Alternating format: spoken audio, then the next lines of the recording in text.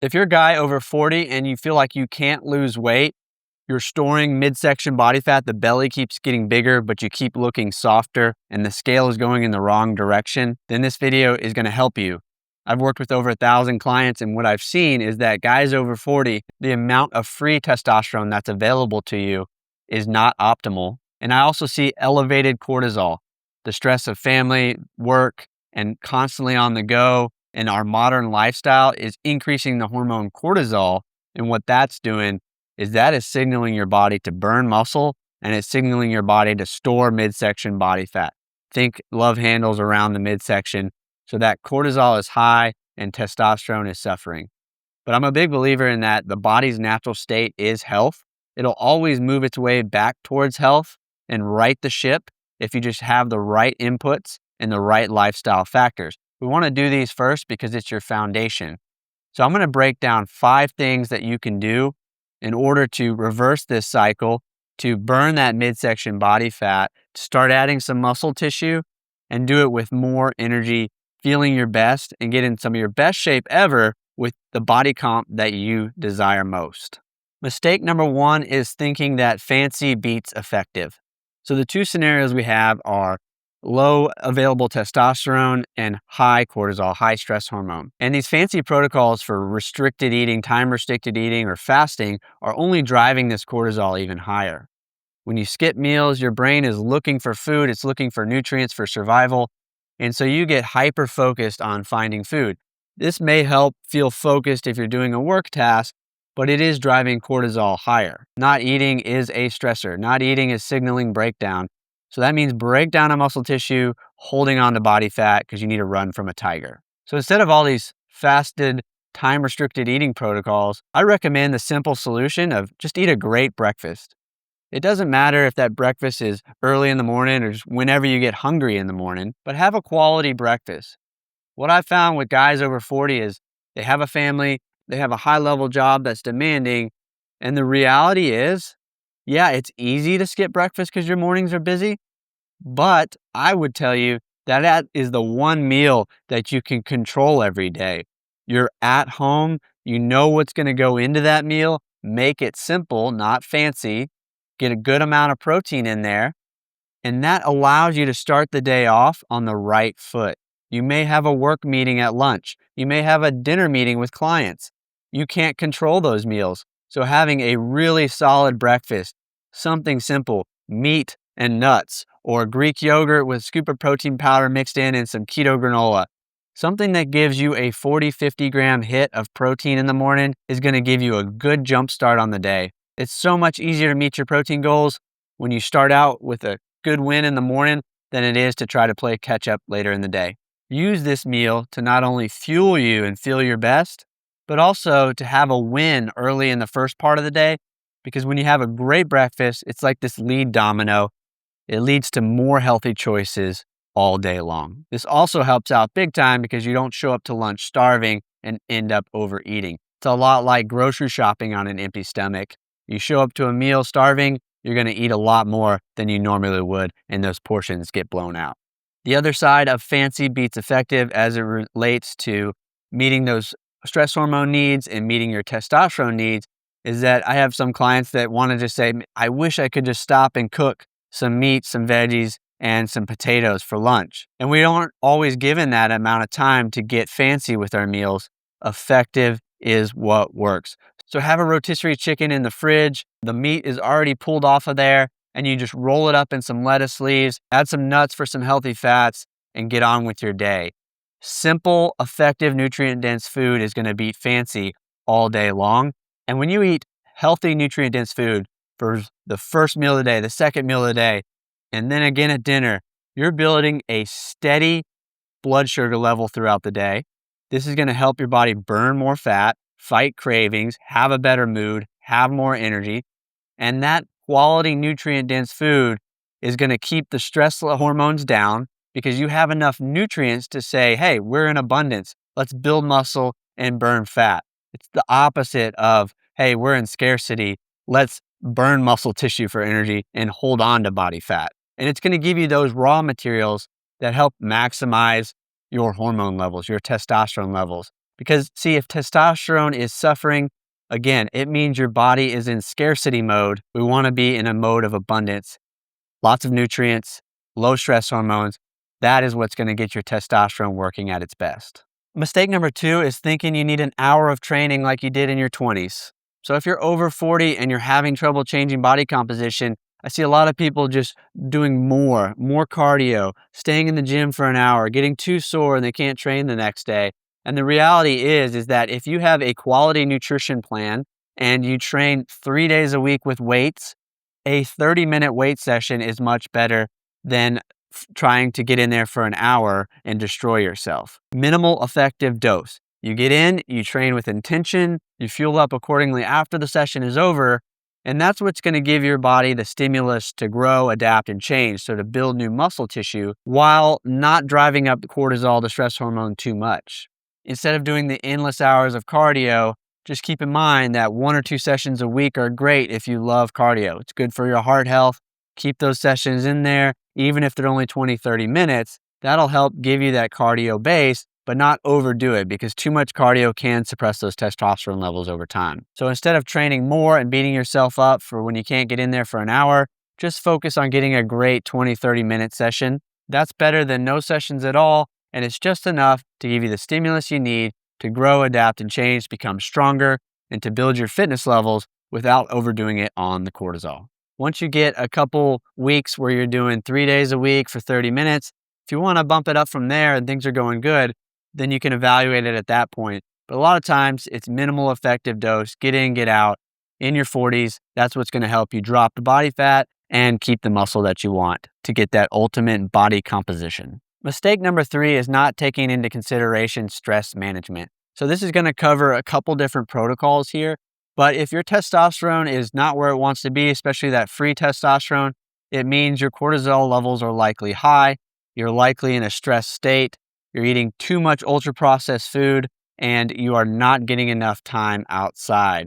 And so I'm going to give you some clear directives here in order to improve testosterone and lower those stress hormones. Because remember, if your body is pumping out cortisol, it's going to suppress testosterone. So we got to manage the stress and the cortisol. Even if you don't feel stressed, your body is going to be in a stress state, and that's going to help your testosterone naturally elevate. When it comes to stress management, the first thing you want to think about is your light management. Light is a nutrient, just like any other nutrient. You might be thinking, well, what does that have to do with stress? Well, if stress is elevated, your hormones are off, it means your circadian rhythm is likely not where it needs to be. And there's 2 key times of the day when you need to regulate your circadian clock. The first one is sunlight in the morning before 10 a.m. for 10 to 15 minutes. This natural light in your eyes does press the button and tells you it's daytime, and it tells your brain when to secrete melatonin at night. It's a powerful regulator of circadian clock and your hormone profile. It's going to tell your body to manufacture some of those hormones for the day, and this morning light can be done easily. It doesn't have to interrupt your day. Remember, busy morning, family, work commitments, make it something that fits seamlessly into your morning. If you take the kids to school, maybe you can roll down the window when you're sitting in the line in order to drop them off. If you go on a morning coffee run, you can walk there and get some morning sunlight. If you take the dog out in the morning, make sure you get out from underneath the patio, get outside, let morning sunlight just enter your eyes naturally, no sunglasses, no window tint, for 10 to 15 minutes. And this can easily take care of that morning sunlight. Now, the next most important time to get that daytime sun, especially if your hormones are suffering, is midday, high noon. You can go online and you can search for solar noon in your city, in your area, and you can find the exact time of solar noon. What this does is tells you when the sun is at its peak to produce vitamin D. Vitamin D is involved in the synthesis of testosterone, and you're going to get way more natural vitamin D from the sun. Remember, food and light is a nutrient first, then we can supplement. A lot of people supplement with vitamin D, and that's great, but you want to try to get it from the sun first. And that means 10 to 15 minutes at high noon outside. Ideally, skin exposed. So roll up those sleeves, go eat lunch outside, take a phone call out there if it's appropriate, or simply go for a walk for 10 minutes around your building. Get that midday high noon sun to produce vitamin D, to drive the contrast in your brain of this is daytime so that when it is nighttime, you can go to sleep easier. And again, to anchor that circadian rhythm. And so what does this do? Well, you're getting outside. That means you're going to be seeing nature. That's proven to drop feelings of stress. So you're bundling up some stress management with some circadian rhythm setting. And all of these are going to play a major role in better testosterone, less cortisol, and it's going to improve your body composition. Beyond that, there's a number of things that you can do for more stress management throughout the day. Walking is a great one in general, even if it's in the evening. Walking gets us out in nature, gets the body moving. We're going to have better stress levels as a result. And you always have 3 tools when you feel that stress dial turning up. 1 is breath, number 2 is gratitude, and number 3 is self-talk, the words you say to yourself. So noticing when that stress dial is turning up and using some practical tools during the day to turn that dial back down can really help you suppress that constant cortisol feeling throughout the day.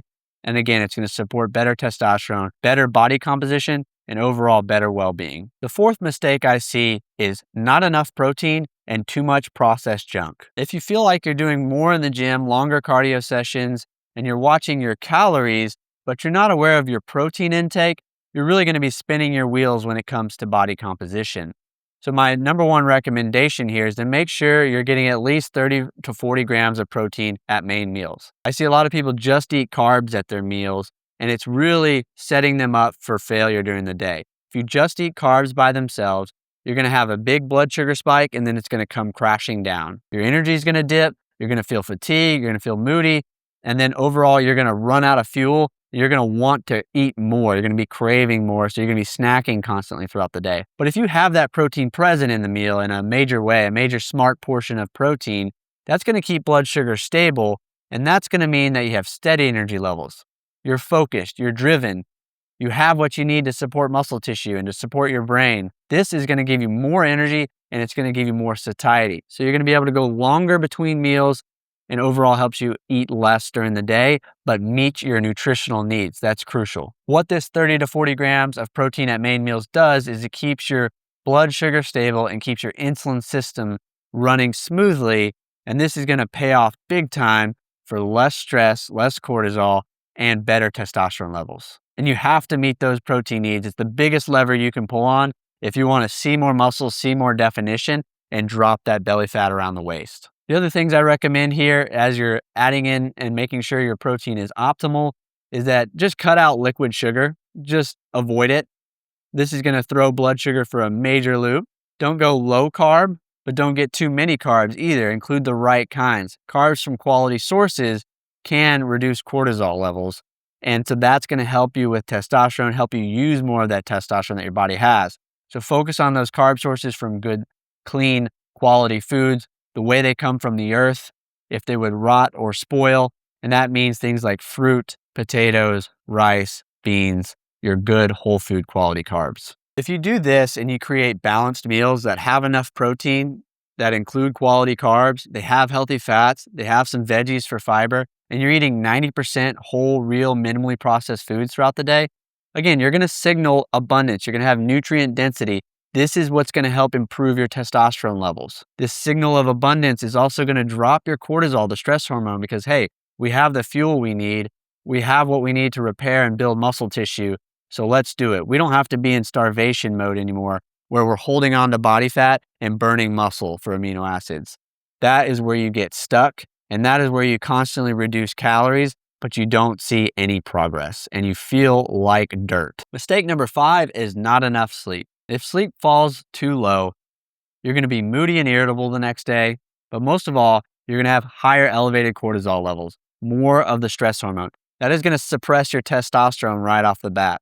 If you sleep deprive yourselves for a couple days, your testosterone levels are going to sink like a rock. Not only is this poor sleep wrecking your hormones and your ability to focus, but it also leaves your brain fatigued, and you're going to look for cheap hits of dopamine throughout the day, and it knows it can get those from salt, sugar, or fat. So you're going to have way more cravings for salty or sugary foods the next day, and generally we end up overeating and eating those ultra-processed foods. Look, when we're stressed and sleep is low, we do not make decisions from a good state. We make decisions from a state of despair, and they are never the same decisions we make after a great night's sleep. So the goal here is 7 to 8 hours of sleep and a few key rules that you can follow to drive up your sleep quality so that you have better testosterone levels and less of the stress hormone pumping through your veins are to always have an alcohol cutoff. 2 to 3 hours before bed, cut out alcohol. Alcohol is a toxin. You have to increase your core temperature as your metabolic rate raises to process the alcohol. And when we sleep, we have to drop our core temperature by a half degree. So we will never drop it low enough, quick enough to hit that deep REM sleep if we have alcohol too close to bedtime. So that is cutoff number 1. Cutoff number 2 is a caffeine cutoff. We have half the amount of caffeine that we drink 6 to 8 hours after drinking it still in our bloodstream. So having a really strong caffeine cutoff 6 to 8 hours before bedtime is going to ensure that you're protecting sleep quality. But the sooner you can drive back that caffeine in the day and the lower amounts, the better. This is going to give you your best sleep protection. You want to get the house dark and cold. Studies show that 69 degrees or below is going to help you enter that deep sleep and sleep better. And getting the house dark means using blackout curtains. And I have a lot of clients who have a ton of success with face masks and certain devices that make sure that room is dark as possible. And with that said, that light as a nutrient piece, like we talked about earlier, you want to keep light in the morning, you want light midday, but you want to take the light away at night. So that means no screens. If you absolutely have to be on screens, use some blue blockers, use some apps on your phone that take the blue light out.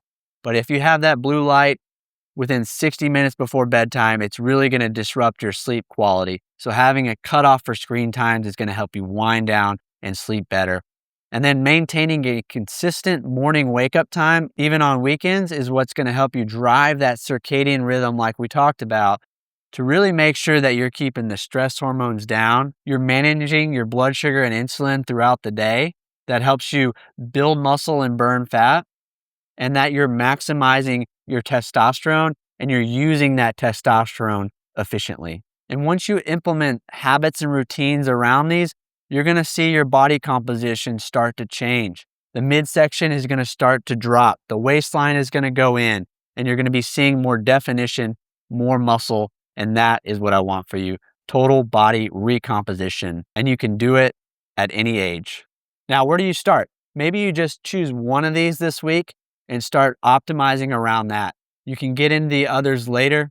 Leave a comment below and let me know which one of these most resonated with you and you think you need to implement first. And I look forward to seeing you in the next video. Thanks for watching.